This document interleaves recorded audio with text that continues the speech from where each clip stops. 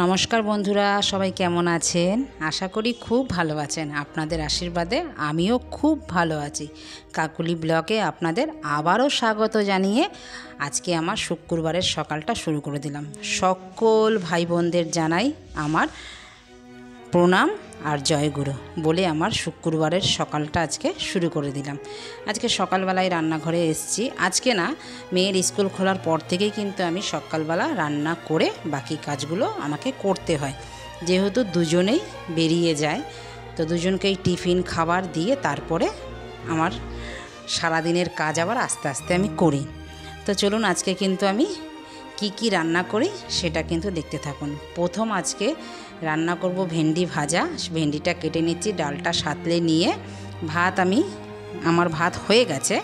ভাত ডাল বসিয়েই চা খেয়ে তারপরে রান্নাঘরে ঢুকে পড়েছি। তো ভেন্ডি ভাজাও কিন্তু আমার হয়ে গেছে। সবাই যেমনি ভেন্ডি ভাজে আমিও সেমনিভাবেই ভেন্ডি ভেজে নিলাম।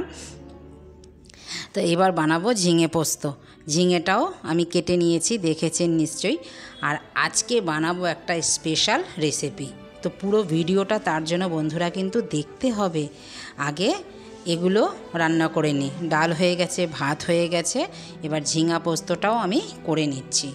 মেয়েকে খাবার দেব, মেয়ের বাবাকে খাবার দেব, ওরা খেয়ে বেরোবে, তারপরে আমি ধীরে সুস্থে ওই রেসিপিটা রান্না করব। এক নতুন ধরনের রেসিপি, আপনাদের ভালো লাগবে, খেতেও ভালো লাগবে, করে খাবেন সেটাও ভালো লাগবে, আর দেখতেও আমি আশা করছি তো ভালোই লাগবে।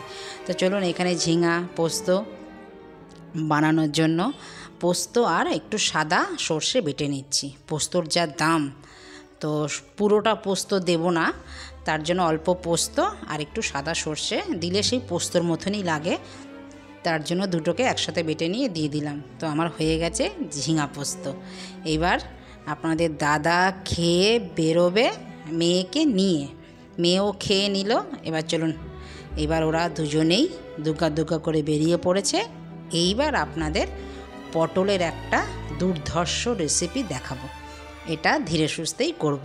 তো প্রথমত বড় বড় কাজলি পটল আমি নিয়ে নিয়েছি, যতটুকু আমার লাগবে ততটুকুই নিয়ে নিয়েছি। কাজলি পটলগুলো ছুলে দুপাশের যে শক্ত শক্ত ডাঁটাগুলো থাকে সেটাকে ফেলে দিয়েছি। ফেলে দিয়ে দেখুন আমি দুপাশে বেশ চিড়ে নিচ্ছি।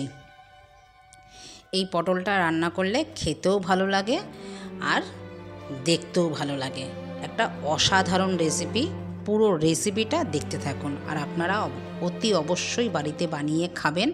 আর লোকজন আসলে, ধরুন নিরামিষের দিন যদি লোকজন চলে আসে, এই রকম একটা রান্না করে যদি দিতে পারেন, হাত চেটে পুটে খাবে। তো চলুন, আমি আরেকটাও দেখিয়ে দিচ্ছি কিভাবে কাটি। দেখেছেন কিভাবে আমি কাটলাম? দুপাশে কেচে কেচে কেটে নিলাম পটলগুলো। এভাবে প্রত্যেক কটা পটল আমি কেটে নেব। কেটে নেওয়ার পরে এবার লাগবে আমার টমেটো, একটা টমেটো কেটে নিই, আর আলু, একটা আলু আমি দেব। তো লম্বা লম্বা করে আলু, যেরকম মোটা মোটা করে যে আলু ভাজি, যে ফ্রেঞ্চ ফ্রাই যেরকম ভাজি, সেরকমভাবে কেটে নিলাম, আর একটা টমেটো নিয়ে নিলাম। চলে আসলাম রান্নাঘরে, টমেটোটাকে পেস্ট করে নেব, আর পটলগুলোর মধ্যে নুন মেখে রেখে দিলাম। এবার মশলাপাতি চলুন দেখিয়ে দিই। আদা, লঙ্কা, জিরে, ধনে, হলুদ আর নুন, যেটা ছাড়া তরকারি অসম্পূর্ণ। তো আর এখানে ফোড়নের জন্য নিয়ে নিয়েছি শুকনো লঙ্কা, গোটা গরম মশলা, তেজপাতা, আর এখানে হিংও নিয়েছি আমি, আর দই একটু চিনি দিয়ে ফেটিয়ে রেখে দিলাম। অতি সামান্য 1 চামচ দই নিয়েছি। এবার কড়াইতে তেল দেওয়ার পর, কড়াইটা গরম হওয়ার পরে কড়াইটা ভালো করে তাতিয়ে নেব। পটলটা এবার একটু, যে নুন মেখে রেখেছিলাম, জলটা ছেড়ে দিয়েছে, জলটা চিপে পটলগুলো দিয়ে দিলাম। এইবার পটলটা অতি আস্তে আস্তে করে নেড়ে নেড়ে ভেজে নিতে হবে লাল করে। যেহেতু দুপাশে চিড়ে কেটেছি আমি, পটলটা কিন্তু নুন মেখে রেখেছি, এমনি নরম হয়ে গেছে, আর ভাজলে আরও নরম হয়ে যাবে, একদম নরম তুলতুলে হয়ে যাবে। এত সুন্দর পটলটাও খেতে লাগবে, এর মধ্যে নুন মিষ্টি সব মিলেমিশে একাকার হয়ে যাবে। এই রান্নাটা বন্ধুরা খেয়ে দেখবেন, দেখতে ভালো, মানে বলে না যে পেহলে দসনদারি ফির বাদ মে গুণ বিচারি, সেইটাই দেখতে কিন্তু খুবই ভালো হবে আর খেতেও খুব ভালো হবে। তো চলুন, আমার কিন্তু দেখেছেন আমি আস্তে আস্তে করে উল্টে পাল্টে পটলগুলোকে সব ভেজে নিলাম। কেন এই রান্নাটা তাড়াহুড়া করে করলে পরে হবে না, তার জন্য আপনাদের দাদা মেয়েকে রান্না করে খাইয়ে এটা কাকলি কিচেনের জন্য স্পেশাল রেসিপি। তো পটলগুলো এখন তুলে নিচ্ছি। আমি কিন্তু সব সময় বলি রান্না হচ্ছে শিল্প, রান্না কখনো তাড়াতাড়ি করে হয় না, আর মন দিয়ে রান্না করলে দুব্বো ঘাসও ভালো লাগে খেতে, আর এ তো সবজি ভালো তো লাগবেই। রান্নার শেষ নেই, অনেক রকমের রান্না আছে, অনেক রকমভাবে একটা জিনিসকে অনেক রকমভাবে রান্না করা যায়, আর খেতেও কিন্তু খুব সুস্বাদু লাগে। চলুন, আমার পটল কিন্তু ভাজা হয়ে গেছে, দেখেছেন লাল করে পটলগুলো ভেজে নিলাম। এবার দিয়ে দিলাম আলুগুলো। এবার আলুগুলোকেও লাল করে ভেজে নেব। একটু ঢেকে ভাজলে কি সেদ্ধটা হয়ে যায়, দেখবেন ঢেকে ঢেকে ভেজে যে জলটা পড়ে, বাষ্পটা হয়ে জলটা পড়ে, আলুটা কিন্তু তার জন্য সেদ্ধও হয়ে যায় আর লাল করে ভাজাও হয়, আর আলুটা কিন্তু গলে যায় না, বেশ ক্রিস্পি টাইপের থাকে। আলুও কিন্তু আমার ভাজা হয়ে গেল, এবার আমি তুলে নিলাম। এবার যে বাকি তেলগুলো আছে ওই তেলের মধ্যেই রান্নাটা আজকে আমি করব। যেহেতু ছাকা তেলে সব ভেজে নিয়েছি, তেলটা অল্পই দেব। দিয়ে দিলাম তেজপাতা, শুকনো লঙ্কা, দিয়ে দেবো এবার গরম মশলা। শুকনো লঙ্কা তেজপাতা একটু ভাজা ভাজা হওয়ার পর, শুকনো লঙ্কার একটা গন্ধ আছে, ভাজার পর একটা সুন্দর গন্ধ ছাড়ে, সেই গন্ধটা কিন্তু খুব ভালো লাগে তরকারিতে। দিয়ে দিলাম গোটা গরম মশলা। এইবার দিয়ে দেব যে মশলাগুলো রেখেছিলাম আমি রেডি করে, সে তো দেখেছেন আমি কি কি দিয়েছি। এবার তার আগে দিয়ে দিলাম অতি সামান্য হিং।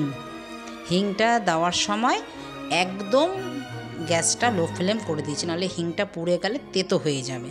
লো ফ্লেম করেই সঙ্গেই মশলাটা দিয়ে দিলাম, আদা আর লঙ্কা। এবার বাকি মশলাগুলোও দিয়ে দিলাম, গুঁড়ো মশলাগুলো। এইবার দেব একটু সামান্য জল, যেহেতু হলুদ দিয়েছি মশলাটা তেতো হবে না, জল দিয়ে এবার লো ফ্লেমেই এটা ভালো করে কষাবো। কষাতে কষাতে এবার দেব টমেটো পেস্টটা যে করে রেখেছিলাম সেইটা দিয়ে দিলাম। দেওয়ার পরে আবারও ভালো করে মিনিট কয়েক ভালো করে কষাবো। কষানোর পরে আগে দেব আলু। তেল যখন মশলা থেকে আলাদা হয়ে গেছে তারপরে কিন্তু আমি আলুটা দিয়ে দিলাম। এবার আরও কয়েক মিনিট ধরে ভালো করে কষাবো। দেখুন কষাতে কষাতে আবারও তেলটা ছাড়বে যখন মশলা থেকে, তখন আমি দেব, এবার দিয়ে দিলাম আমি কসুরি মেথি। যখন পুরো রান্নাটা যখন হয়ে যাবে, একটা এত সুন্দর অ্যারোমা ছাড়বে না, পুরো ঘর ময়ময়। এখনই কিন্তু ঘর ময়ময় হচ্ছে গন্ধে। তো চলুন এইবার দিয়ে দিই ফেটিয়ে যে রেখেছিলাম দইটা, সেই দইটা এখন দিয়ে দেব। দেখুন কষাতে কষাতে একদম তেল কিন্তু ছেড়ে গেছে, আর কসুরি মেথির গন্ধও কিন্তু খুব ভালো লাগে তরকারিতে। যে কোনো তরকারিতে দিলে পরে কসুরি মেথি দেখবেন একটা বেশ ভোগের একটা গন্ধ ছাড়ে, নিরামিষি। তো এইরকম নিরামিষি খাবার খেতে কার কার ভালো লাগে জানাবেন কমেন্টে। তো দিয়ে দিলাম দই। দইটা যেহেতু সবার লাস্টে দিলাম, দইটা যদি আগে দিতাম ফেটে যাওয়ার চান্স থাকতো।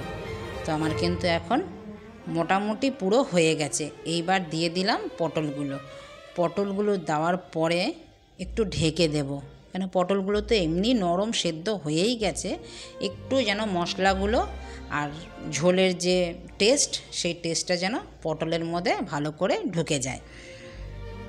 তো ঢেকে দিলাম। এবার চলুন, আমার কিন্তু হয়ে গেছে রান্না, এবার নামিয়ে নিই।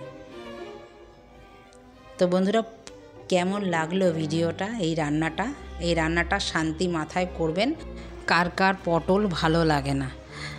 যারা যারা পটল খান না, পটল দেখলে না ছিটকান, তারা এইরকমভাবে রান্না করে খাবেন। আমি কথা দিলাম, অসাধারণ থেকে অসাধারণ খাবেন, আঙুল চেটে খাবেন। এটা ভাত দিয়ে, রুটি দিয়ে, পরোটা দিয়ে যাতেই খাবেন তাতেই ভাল লাগবে। তো চলুন, রান্না বান্না আমার কমপ্লিট হয়ে গেছে। এবার ঘরের কাজ, ওরা তো সবাই চলে গেছে, এবার ঘরের কাজগুলো করতে হবে। রান্না করে এবার বাকি ঘরের কাজগুলো এবার করে দিই। আমার ঘরের অবস্থাটা দেখেছেন? আমি আগে ওই জন্য রান্নাটা করে নিই, কেন এই ঘর গোছাতে প্রায় আমার 1 থেকে 1.5 ঘন্টা লেগে যাবে। তো ঘর গুছিয়ে ফেলেছি আগে, আর পরে এখন দেখুন ঘর গুছিয়েছি। তো রান্নাঘর পরিষ্কার করেছি সবার প্রথমে, তারপরে গেছি ডাইনিং রুম পরিষ্কার করে চলে এসেছি আবার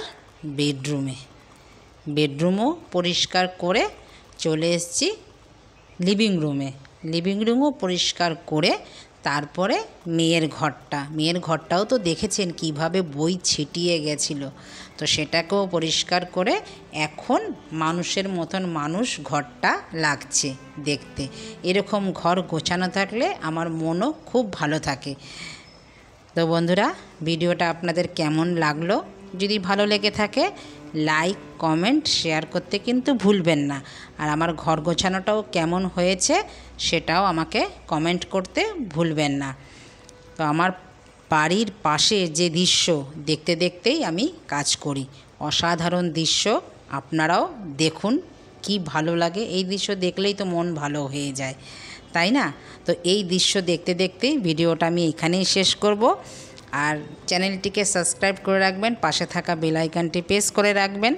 আমি যখন এইরকম ভিডিও আপলোড দেব সববার আগে আপনাদের নোটিফিকেশান পৌঁছে যাবে। আপনাদের সময় অনুযায়ী আপনারা পরে ভিডিওটা দেখে নিতে পারবেন। তো আপনাদের কেমন লাগলো সেটা কিন্তু জানাতে আমাকে ভুলবেন না।